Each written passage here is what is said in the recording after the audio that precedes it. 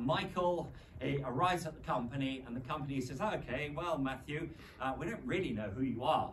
So will you please go off and see our issuer service that we're accepting, which happens to be True Identity. And so Matthew goes off to True Identity, and True Identity does whatever it needs to do.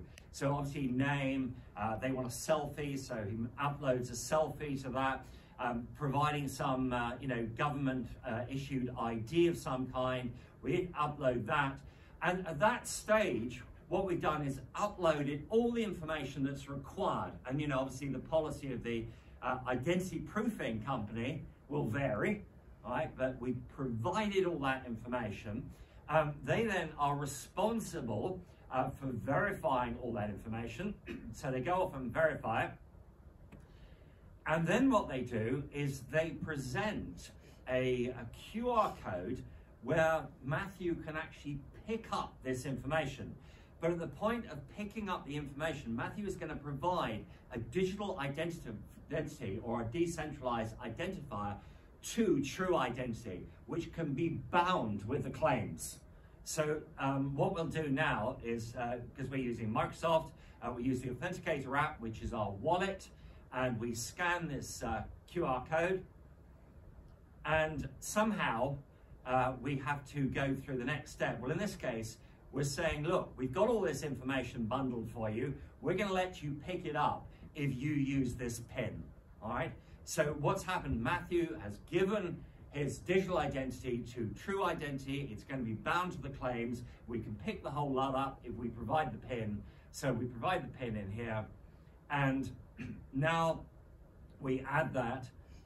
And now what we can do is we can actually look at that in our wallet, and what we can see is all the information that Matthew provided to True Identity. It doesn't have to be all the information, it just be the information that you want on that verifiable credential. And you can see the activity involved as well. So we can see, for instance, at this stage, it's just been issued. Okay, so now we go back to our company that is onboarding Matthew as an employee, and we return here. And what we need to do, this has now become a relying party or a verifier. What they're going to do is take that information, they're going to trust it because they trust the issuer, okay? So what's going to happen now is we're going to actually, again, throw up a QR code. And at this point, we're going to scan the QR code. And what this is, the QR code is actually a presentation request asking us to present a True Identity verifiable credential. And so what we're going to do is decide we're going to share it. So we're going to share that in, and having shared it, we've now, we can complete the onboarding process. But that's our thing. Now look at the activity, and we can see that we've actually shared it now with Woodgrove. And what can happen next is anything you like, really, but what Woodgrove can do now is become the issuer of a credential that proves that Matthew is an employee of Woodgrove.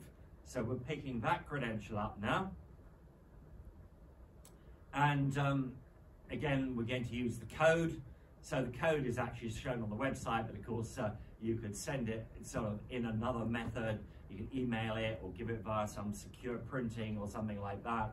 So we're now a verified employee, so we can add that in.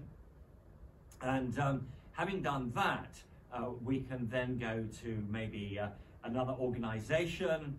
So this is particularly useful if you're doing, you're coming in as a guest. You can prove that you actually belong to Woodgrove. So you could come in as a guest in another tenant, for instance.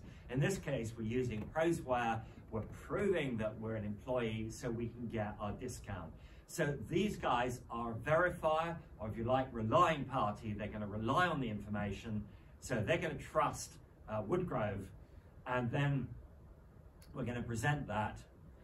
And having presented it, if we look at that, we can see here the activity that it was issued by Woodgrove, and we presented it to Prosware.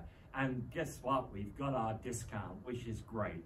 All right, so that takes you through the sequence. So we've got issuers, we've got the holder who's now holding these pieces of identity, and then we are presenting that to what's called verifiers, or if you like, relying parties.